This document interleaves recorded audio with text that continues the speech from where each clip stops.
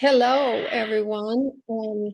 Welcome to Horasis and welcome to this plenary session. I am Sally Ranney, President of Global Choices, and I'm co-founder and President Emeritus of American Renewable Energy Institute.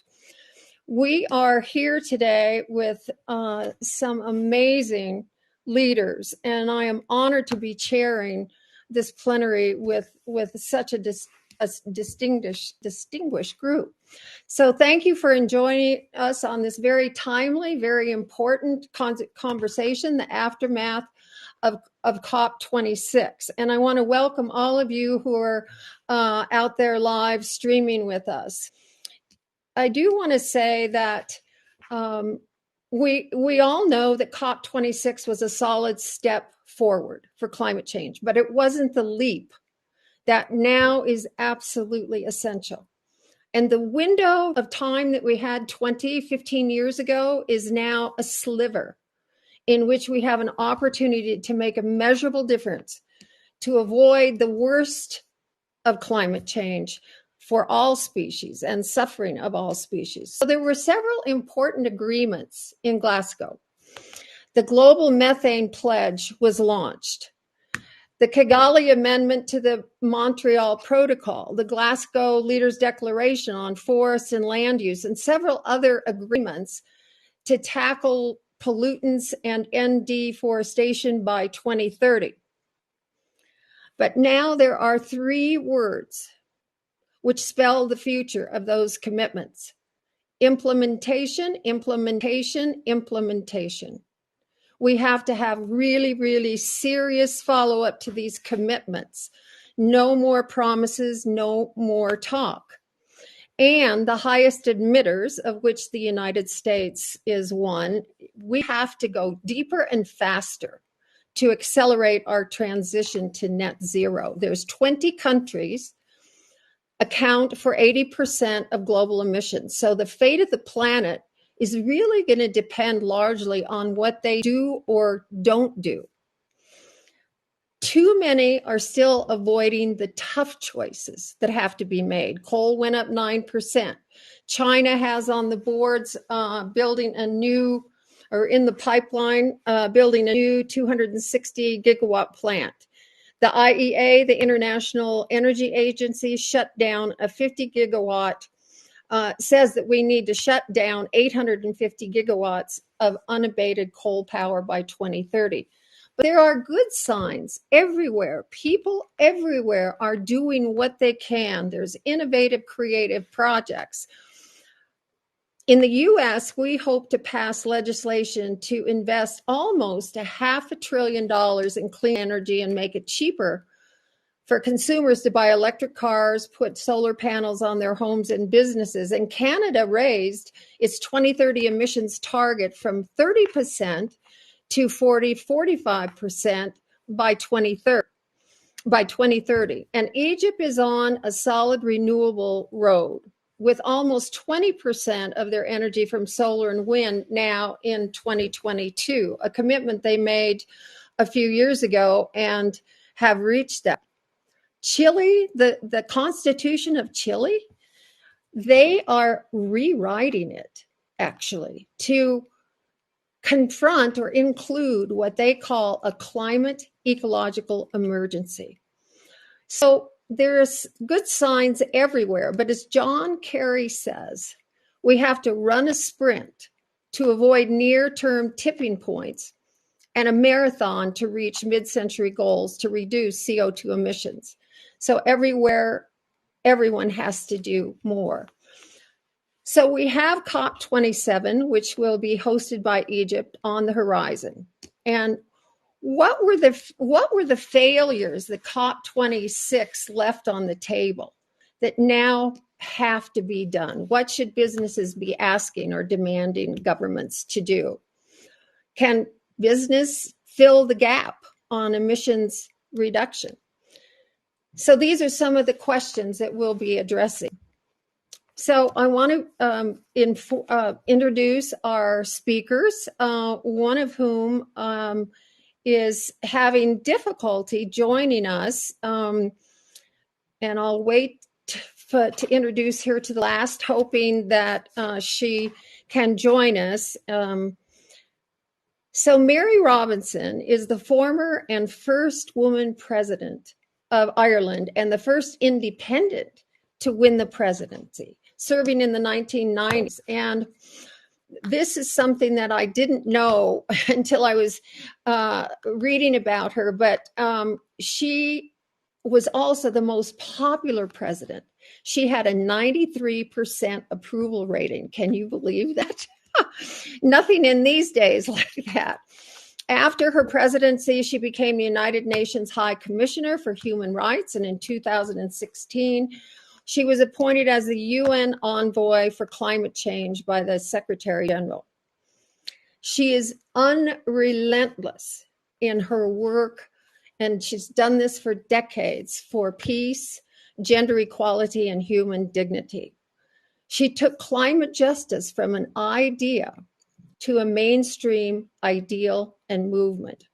In 2018, she became, and she still serves, as chair of the Elders, which was founded by Nelson Mandela. And this is a group of independent global leaders working for peace, justice, and human rights, and addressing global issues such as nuclear proliferation, pandemics, and climate change. Next, I would like to introduce David de Rothschild. He is a global leader in a new generation of change agents, and he's focused on reigniting collective hope in the future of the planet. He just told us that he's he's a pessimistic optimist, and he has been... Optimistic pessimist. Oh, sorry. Sorry, thank you. Always optimistic. I'm just slightly pessimistic about Just some slightly things that I'm seeing. pessimistic, yes. He's an entrepreneur, an ecologist, an environmentalist, an author, an explorer. His expeditions include crossing the Arctic from Russia to Canada in the mid-2000s to traversing the continent of Antarctica. David launched the Voice for Nature Foundation in 2006, which uses adventure in nature storytelling and exploration to give a voice to nature. It's a very creative and global organization, and their projects include, I want to highlight a couple, the United Nations for Nature, which amplifies the need for a legal system based upon indigenous traditional wisdom and worldview to protect the rights of nature and to help secure those rights throughout the world. Another is the Plastiki, which is a new sustainable boat that he built from 12,500 reclaimed plastic bottles through a process that he invented. And the idea was, and some of you may remember this, was to bring awareness to the Pacific garbage patch. And he sailed with his crew across the Pacific from San Francisco to Sydney in 2010. David has taken this call to millions around the world. He's produced a National Geographic documentary and a series on the Sundance TV channel, along with being featured in a 2019 CNN special on modern explorers. And I see that we do not, I'm going to introduce Her Excellency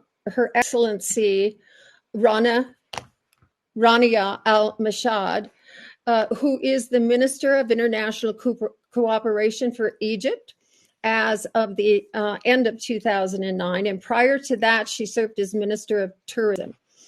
She's an economist specializing in international economics with a focus on monetary policy and public debt management. She's held very high positions at the International Monetary Fund in Washington, D.C., including serving as an advisor to the IMF chief economist and at the Central Bank of Egypt, where she was head of the Monetary Policy Department. She's also served on the boards of the Egyptian Exchange, the Arab International Bank, and the Middle East Economic Association. She was a founding member of the Egypt Network for Integrated Development. Rania is an author. She's a strong proponent of diplomacy, and she's a brilliant economic diplomat. And last, but certainly not least, because he's our first speaker by video, is Tom Steyer. Tom is an American businessman, hedge fund manager, philanthropist, environmentalist, activist. His number one priority is finding solutions to the climate emergency, and to that end, he has been dedicated for many years. He founded Farallon Capital in San Francisco in the early 2000s, and he also co-founded with his wife, Kat, the Beneficial State Bank. It's a community bank where 75% of its loans go to support socially just and environmentally sustainable world. After he retired from Farallon, he founded Next Gen America, the largest youth voting organization in the U.S., serving as president until 2019. But during that time, he also established Need to Impeach, which was an effort that produced a petition to impeach President Trump, and it garnered 6 million signatures. In 2019, Tom announced his Democratic candidacy for president of the United States, and he stayed in the race for approximately 8 months. Tom now serves as co-executive chair of Galvanize Climate, a fund which provides the capital, expertise, partnerships necessary to produce and scale vital and urgent climate solutions. So please, could we have Tom's video?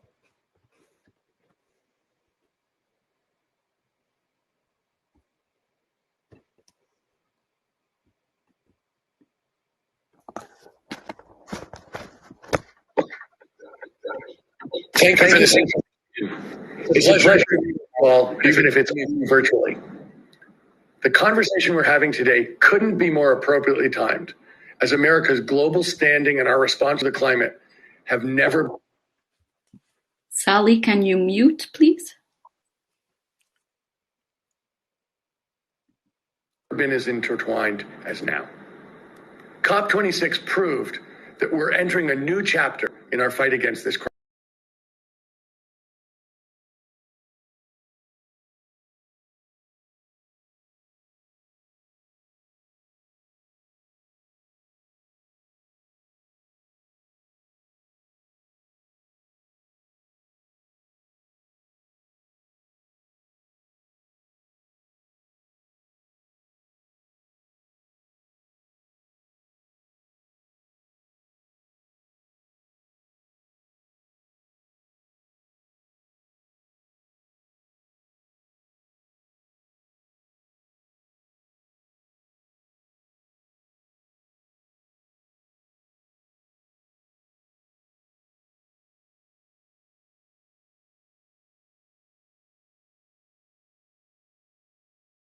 Lowering global methane emissions and a commitment to end deforestation.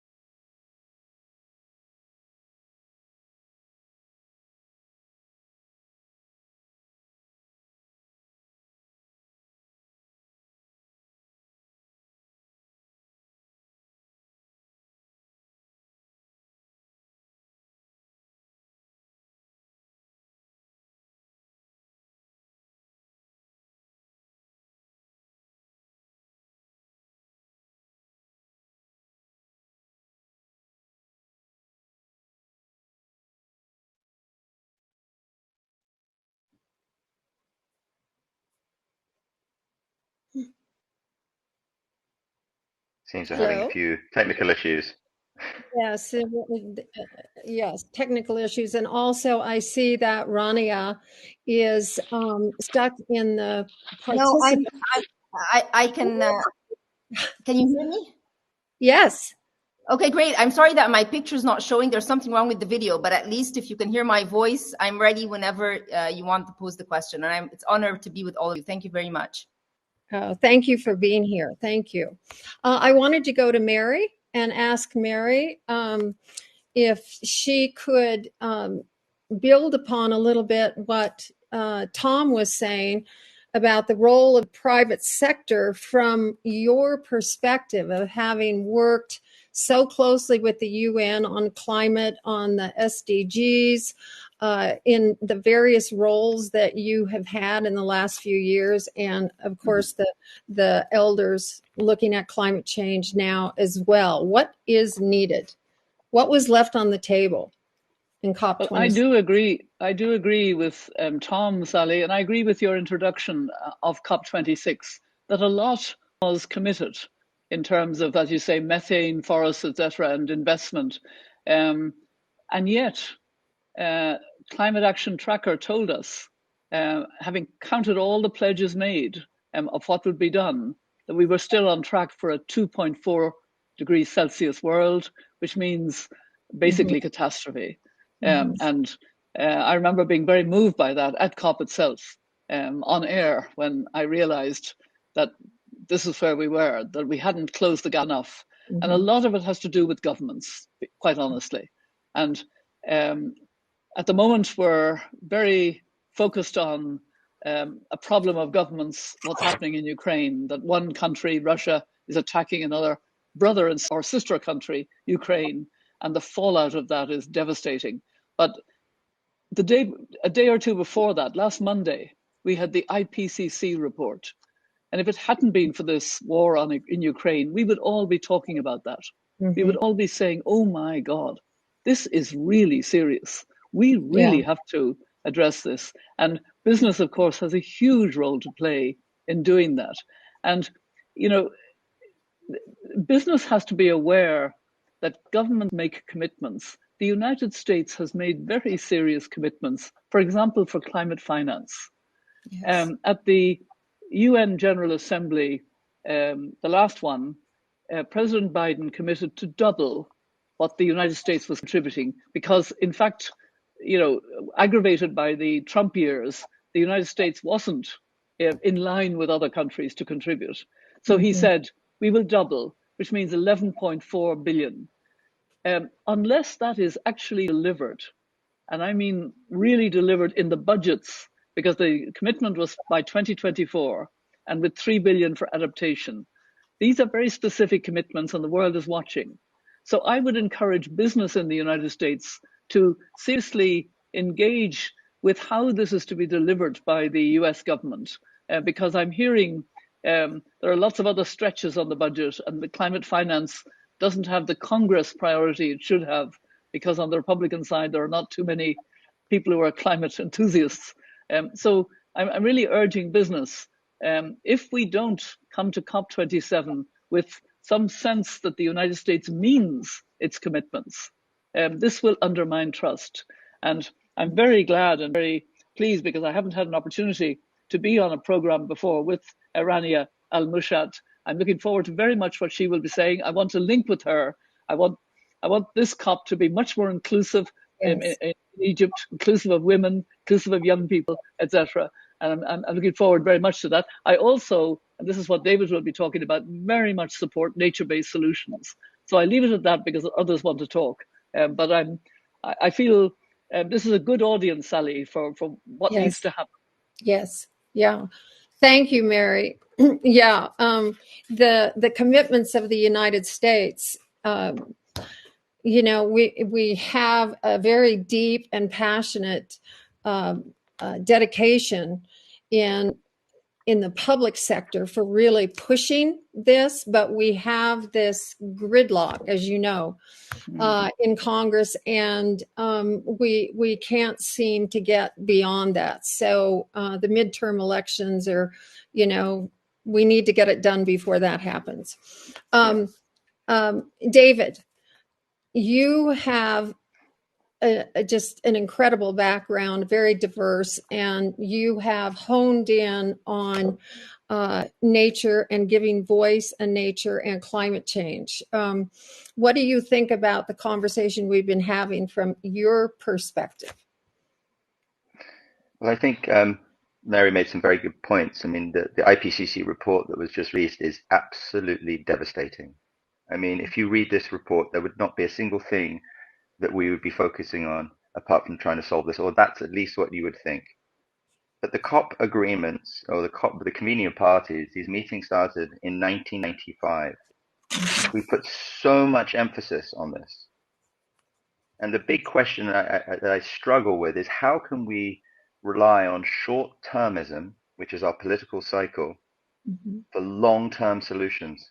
And the only way we can fill that middle gap is where citizens, businesses put pressure on that short-termism to bring it into the long term.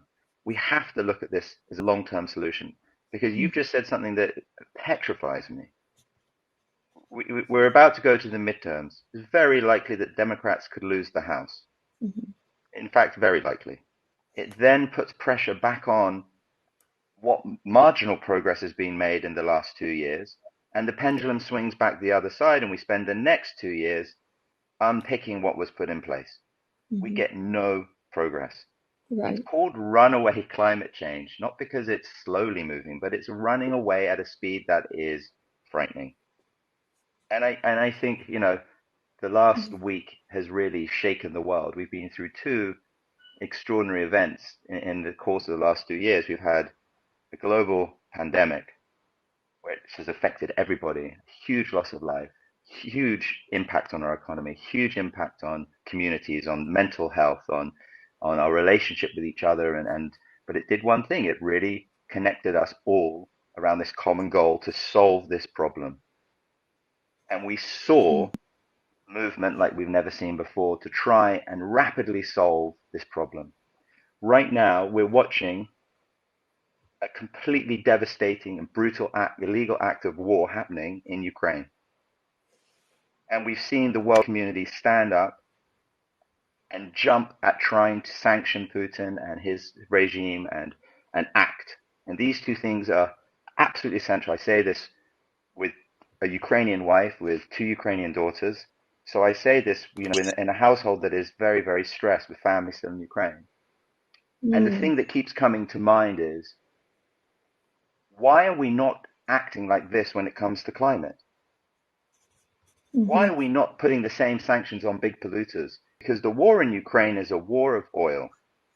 It's a war of oil because the oil and the fossil fuels that have been funding this regime have allowed this regime to not only get away with what they're doing in Ukraine and will continue to do through the Eastern Bloc, right? But it's given fuel to unstable regimes around the world that continue to rock our ability to live on this planet. And so we have to look at this and say, if we really want to sanction people, we need to say, let's actually sanction ourselves away from fossil fuels. All the technologies exist. It's cheaper. And this would be the quickest way to stop unstable regimes using capital to inflict brutal conflict onto other nations, including ourselves. So I think if we, you know, what Tom said there, which I think is actually, I'm going to put it back and say, sorry, Tom, I think you stole that from Greta, that winning slowly is still losing, right? Because I think Greta was the one who said that. So I think we should credit her for that. The youth voice and the way that the energy is being presented from that part of society has to be put into the mix. I'm too old for this now. I mean, I'm in it, I'm doing it, and I'm pushing hard, but meaning I'm becoming jaded. I'm jaded. I've sat here, you know, I've gone to so many of these meetings listening to these great quotes, but we're You can't be losing. jaded. I'm older and I'm not jaded. I'm not jaded. I'm trying not to be, but I mean, we need these young voices, and we need to, there's some really big things we have to look at, and that is one, let's act as quickly as we're acting against this brutal war, because we have a war with nature and we are responsible. So let's sanction ourselves away from fossil fuels. Let's start to act as quickly and as aggressive, because when you look at what we're doing, in terms of climate change, we're moving at snail's pace, and it's devastating. It's 100,000 nuclear bombs. It's devastating. As Mary said, we need to move in. We need to have more female voices, more interaction of the youth voice. We have to have more diversity in the conversations. We have to have more transparency in the conversations. And they would then say we have to look at the long term. This is where you as business leaders sitting there say, what side of history am I going to be on? Do I want to be an old Planet Point 1.0 business that will be on a limited amount of road, or do I want to get ahead of it and actually act now and transform my company to be a leader and reap those profits, not just for the sake of profits, but for people and the planet? Yes. Yeah. Couldn't agree with you more. And I know that Rania, she has been working, inside government as a change agent and an economist. And Rania, please, we can hear you. So please. Thank you so much for the. Okay, good. Thank you for the kind introduction, and it's really an honor to be with all of you, well-versed and experienced with the climate change, one of the most urgent, on an individual level, on a government level, on a private sector level. And what's happening over the past few days, unfortunately, is creating a derail from the enthusiasm and the momentum that we just had at the end of last week. So this is a new source of pressure and challenge that we have to be aware of.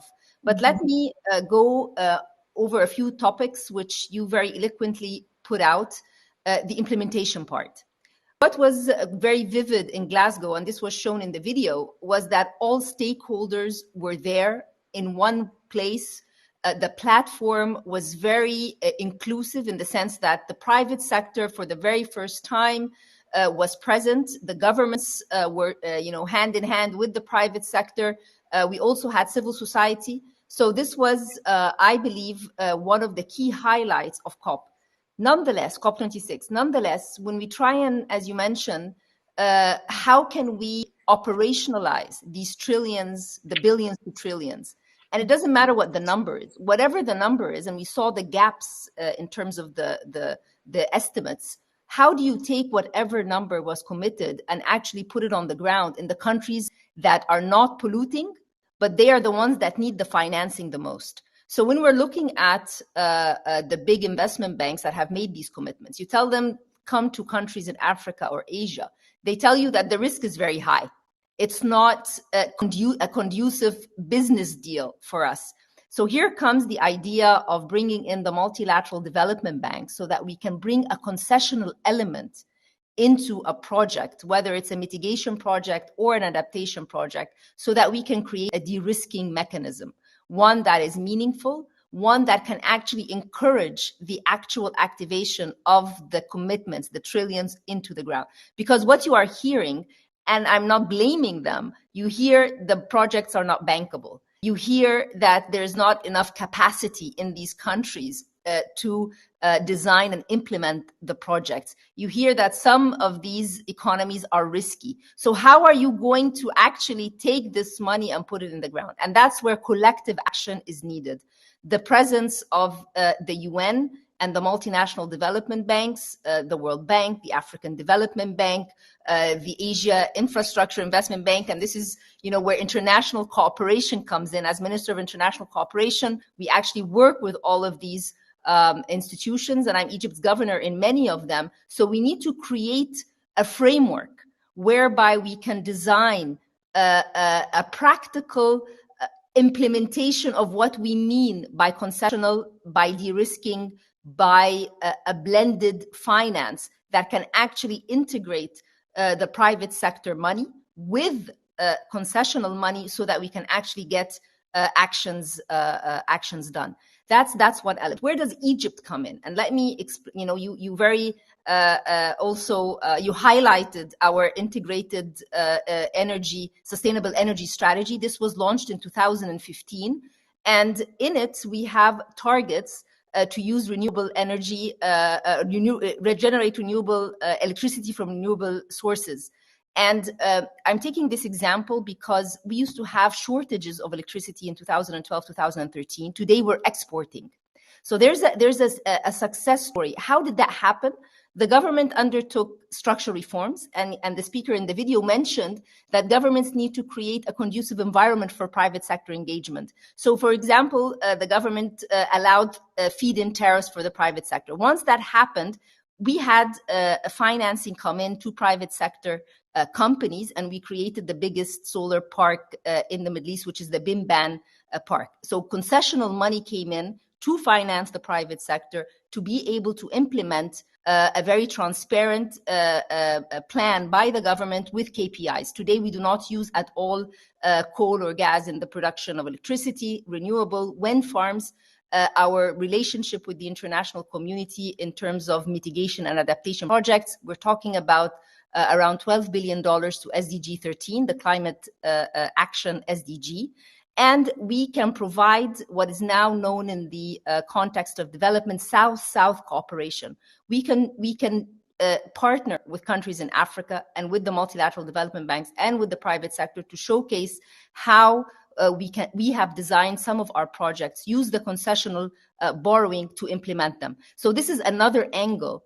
Because we have, for example, wind farms, solar plants. We've also, adaptation is a very important climate action important for Africa, because for adaptation, it's the protecting the each and every drop of water. It's looking into agriculture. However, adaptation projects are not very profitable for the private sector. So here we need to find a formula whereby, and with what's happening in the world today, food security is going to become I think one of the most pressing and urgent priorities for everybody. I think the shift that has taken place over the past few days is just showing us that food is going to be on everybody's mind. And there was a concept that was used in a different webinar yesterday with the World Economic Forum. It's greenflation.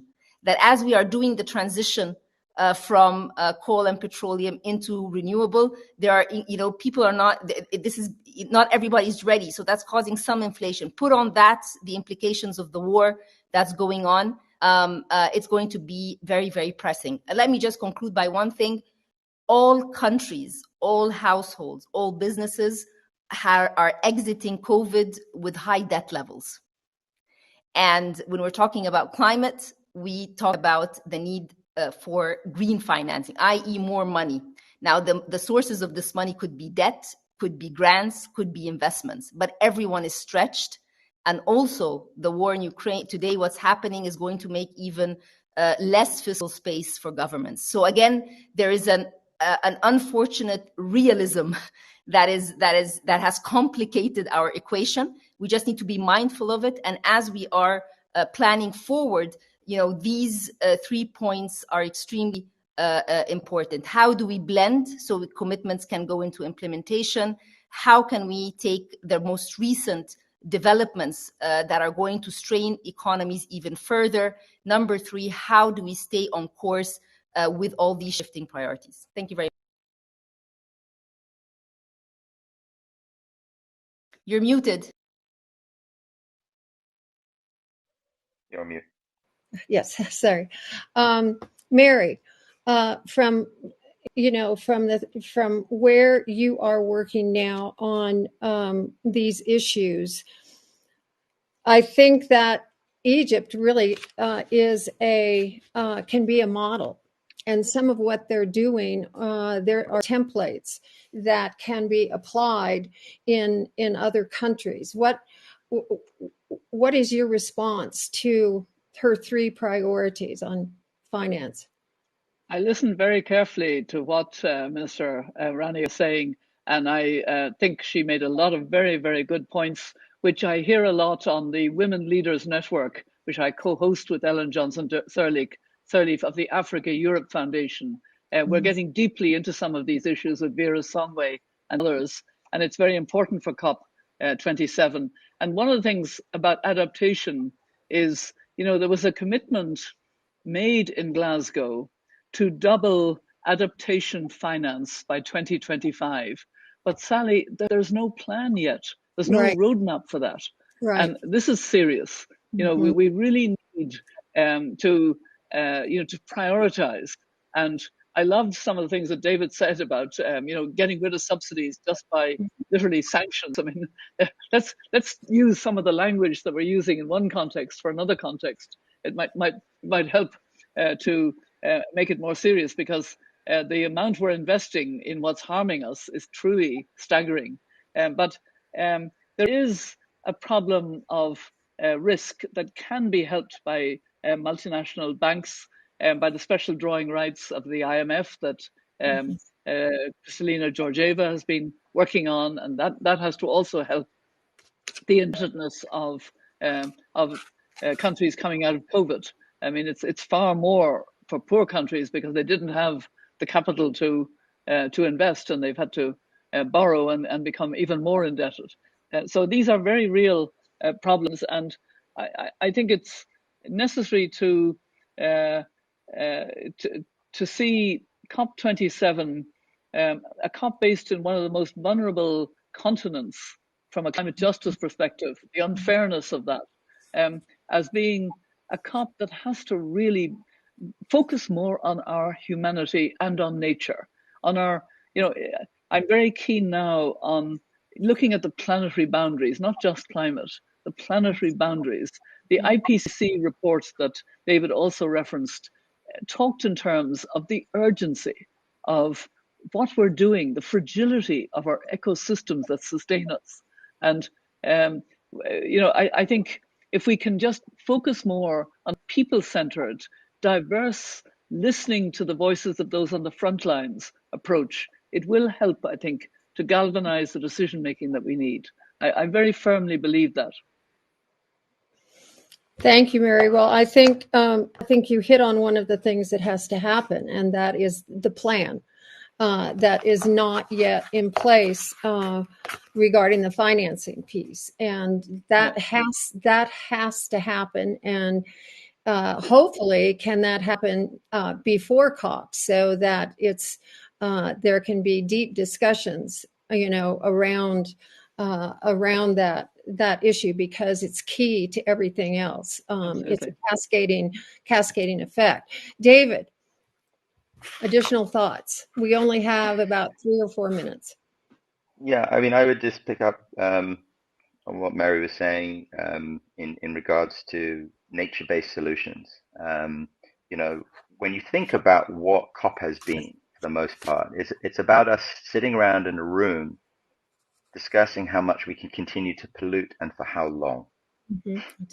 Right? So it's saying, I want to keep polluting, so do you. I'll pay you some money. If you give me some money, you can do, and let's find a threshold of pollution that we're happy with. Is that the best that our creative, beautiful minds can do?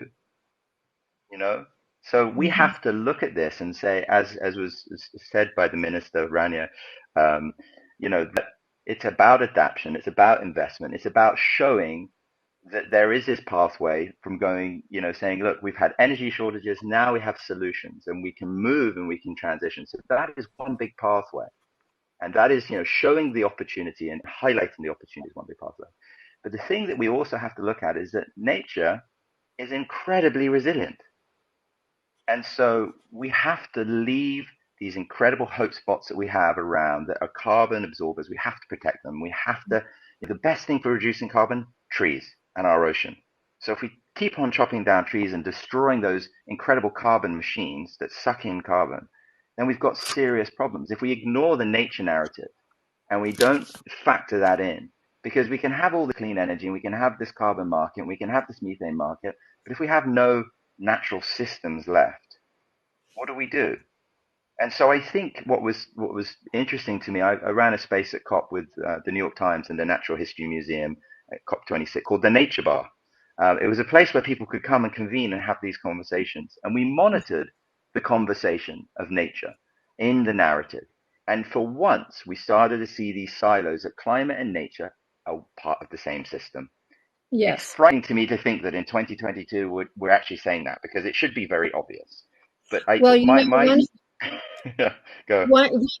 You're absolutely right. And one of the things that that I'd like to conclude with is that, you know, we now understand scientifically that everything is connected to everything else. These Earth systems are integrated and interdependent. I work on the Arctic ice shield, which is our planetary cooling system that is rapidly diminishing and has not received the attention from global leaders, the whole ice crisis of the cryosphere. So when you're talking about the integration of finance and Ron, again, blending finance, it is really important to look at how does that finance integrate with how nature really works. Well, can I make a comment? We've just our session just stopped. Our session just stopped, but we can keep talking. We can keep talking. Let's keep talking. Yeah, because I I'm very happy that I'm with Mary, because on the forum with women, we're supposed to be together on that, but there was no opportunity to speak yet. But gender role in climate change is huge, particularly in adaptation projects. Because adaptation projects are very close to the agriculture, to the water use, and so forth. So there's a gender climate element, which is quite significant. And when we say the different stakeholders in the economy, I think the gender part and the women part is very exclusive and very, very with tangible examples. And in Glasgow there was a session on gender equality and climate change, and you had women from different parts of the world, from the islands and from the most vulnerable places, working very in a very organized way, and their voice matters when it comes to the design of projects and the financing and the international community and so forth. So that's a dimension that should not be taken as an afterthought, but it's really an integrated process. I'm happy to see David again, because he's always a disruptor in Horasis. I know. I was going to say, I'm good to see you again as well. Well, not see, but hear your voice, and I totally echo your. It's not the first time we interact, but again, this is a time of disruption. The importance of technology, but technology transfer also requires openness and government to government relationships, which again the international world today is may not create that playing field. So these are, I don't want to be pessimistic, but these are practical issues that countries that want to move forward are facing. And we have not polluted, but now we are asked to do a transition in our economy in a very fast way. And today, each and every international bank is becoming a green bank. So green bank means that in supporting development processes in countries, some projects that were legit before are not. So these are real practical issues, and I think solutions are available, but it requires really collective action and commitment from all the institutions and all the stakeholders involved. And I think we can push for that and that's why I'm hoping by COP27, Egypt will be able to work with everyone to create a guidebook that says when we do blended, this is how much concessionality we need on adaptation, on mitigation. So it's a way, it's a framework to push forward implementation. Thank you. Mm-hmm. Yes, Rani, I was so glad to hear you, speak so strongly about the importance of hearing the voices of women, of young people, of those who are on the margins, of front lines, who really know what the problems are. But also, I absolutely agree with you about the need for concessionary and blended finance, the need for taking the risk out of investment, so that, in particular, the continent of Africa can move much more rapidly to clean energy.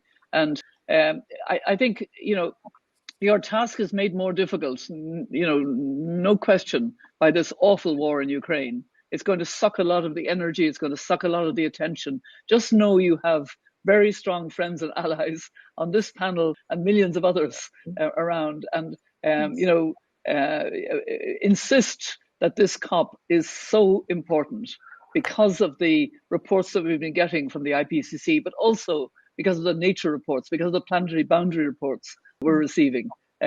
Our world is at a really, really, Sally, you used the word sliver of time. Mm-hmm. It's not a bad expression. It's as bad as that. We don't have much Yeah. time. So, Rania, I want to express really strong support for what you're doing, and count on me in whatever way I can help. Thank you so much, and I look forward to seeing you. You seeing me, and then maybe we meet physically as well. So thank you so much. That would be good. Yes. I was just going to finally say it's a real honor to be obviously on this panel and consider me a friend to anybody who is giving nature a voice and tackling these issues. Well, and thank you everyone, for taking the time to do this. And I wanted make a statement regarding nature-based solutions, because not enough financing goes into that, and when it does, it goes into planting trees, which is fabulous, but there are so many other systems that need restoration, from wetlands to peatlands to mangroves to the list is endless. And unless it's profitable for private sector, often that doesn't get the kind of financing that you're talking about, Rania. And I would love to talk to you about how and my team, how do we move nature-based solutions into the blended financing opportunity. No, I mean, it's blended finance has been happening, but not to the scale that is needed. Number two, the commitments from Glasgow were not there before. So the issue is, with all these trillions thrown out there, how do you activate them? So it's an opportunity, because we did not have these numbers. We only had the 100 billion, correct? And Right. then the UN envoy, John Kerry, got the private sector along, which was a very, including, of course, the philanthropists as well. So, and they are a very, they have a lot of cash, and they're willing to put it ahead. But again, when they hear from the investment banks that the projects are not bankable, or there's not enough technical capacity in the countries, they're going to say good money is going to be thrown out of the window after bad money. So why would they come in? So these are issues that need to be fleshed out, linking it to incentives for governments to come along, to bring forward their NDCs. That might be one way. Giving grants for technical assistance to design the project. So there are plenty of practical solutions that have happened before, not at this scale, but we need together to put this framework in place. I mean, at least make it available. Right, exactly. Yeah, there is a template in the United States called wetland mitigation banks, and that is banking wetlands. That is actually refurbishing and restoring wetlands under the Clean Water Act and Section 404. And there's pluses and minuses to that, but it is a private sector, public sector partnership, and it works. One thing I just want to add before we finish, which is this: as we're always looking forward, I know that if there's sort of businesses leaders on watching or listening, in the forum now and asking what they can do, have a really strong look at your practices. Really look at what the impact of your business is, and really look down the supply chain and say, where can we do better?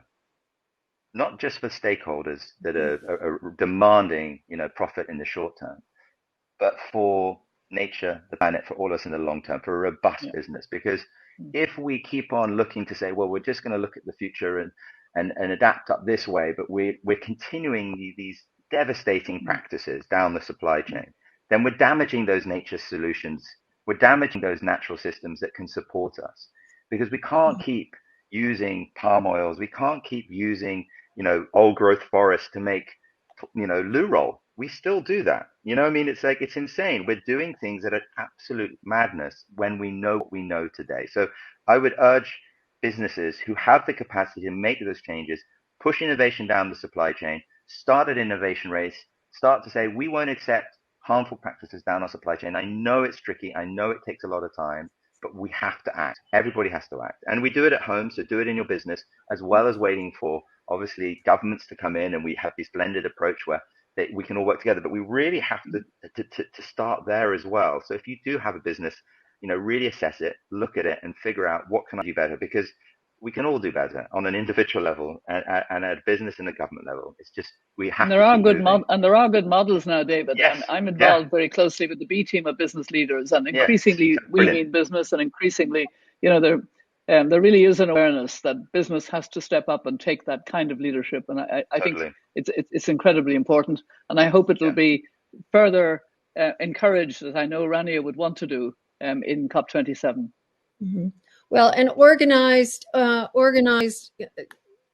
green consumerism or conscious consumerism, there hasn't really been for a couple decades mobilization of consumers in a way that really pushes companies to shift their practices. And I know that's one of the things that Paul Polman, when he was with Unilever, he was saying, we want to hear from our customers. Because that gives them a little bit of political cover, economic cover, if you will, to move into doing something differently and reducing their carbon footprint. And also I think it's helpful when people have some sort of easy statistics to relate to. So we're working, as I said, on the ice shield in the Arctic, and two renowned scientists, Nick Nolte and Julian Strova, came up with a study, I can't give you, about 3 or 4 years ago, that 1 ton of CO2 melts 32 square feet or 3 meters squared of Arctic sea ice. So knowing that and calculating my own footprint, I calculated that I burned I'm guilty. I burned 1.4 tons of CO2 to get to Glasgow and back. So you multiply, when you start multiplying, those kinds of statistics, you can see that if everyone looked at just that one statistic and knew what was happening in the Arctic, they could adjust. But it's the big emitters and the government that don't take their responsibility. I know. The key, but we need full system change. Everyone everywhere has to do more. So I have a very random idea which I've been throwing out, and I think this is Minister Ryan has probably heard this before, but it's this idea of who do we pay back when everything collapses, right? I mean, if we can have an agreement and just say, surely we just create, let's call it Global Survival Species Fund. It's a parallel fund of capital. Nobody will be around, by the way, so it's. But we could create this global this capital that sits on the side. We have all the capacity now using things like the blockchain to actually monitor where the capital goes, and we say to all of these businesses and all of the infrastructure needs that are needed, if you make energy, so make it sustainable. Transition. The problem is we're so indebted, it's going to take so long to unpick those old systems unless there is the available capital today to transition. So if there is no planet to live on, if there is no clean air, there is no clean water, there is no nature, there is nothing, then why would we got no one to pay back? So let's create this fund that says, we put your business, whatever structure it's in, if it's on the stock market, we put it on a hold. It's called the transition phase. We use that survival fund to pay a very minimal return back to the market to demand those things. But we use capital to actually transition that business rapidly. The actual transition capital doesn't flood the economic markets, right? It stays within inside of the transition markets. That creates future stability for those businesses. That's where the jobs are created, and they can continue in their model, and that's where the capital comes back down into the system, not from flooding it, because obviously you get hyperinflation, everyone worries about that. But the idea being is we've got, we write trillions of dollars of checks when the world collapsed in 2008, trillions of dollars. We've written trillions of dollars, now for COVID. Can we not put a fund together that says, here are the trillions or the hundreds of trillions for adaptation? Because if you look at the SDGs and you look at what's required from a funding standpoint, at a minimum, we're literally 4 to 5 trillion a year behind. So, you know, Absolutely. and we're not Absolutely. making that, and so while we have these conversations about adaptation, and I think, you know, Minister Rana, you just said it, you know, it's funding that it always comes down to. We've got the technology, we've got the plan, who's going to fund it? And if it's only being funded for profit by some bank who says, well, you have to give me a multiple return on this, versus being funded by survival and adaptation. So if we can all sit around in a room and agree on how much we can pollute, surely we can all sit around in a room and say, how much money can we give to ourselves to survive? Surely we can create, you know. I just want to say that it was a pleasure to be with all of you, and I apologies for not being, you know, appearing on a screen, but I hope the interventions were good, and I look forward to staying in contact and seeing how we can push it forward. Yes. Yeah. Thank you, Rana. Thank you very much. I also have to leave, but it's been a lovely conversation. I enjoyed it very much. Yes. Terrific. Thank you, Mary. And let's Thank you, let's despite Ukraine and everything that has to be talked about, we can think about two things at the same time. Yes. Let's keep a broader. Congress in the United States can't, but we can.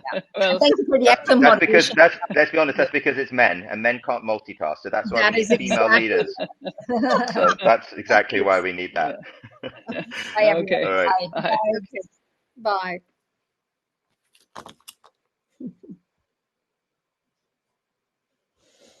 Bye. Okay.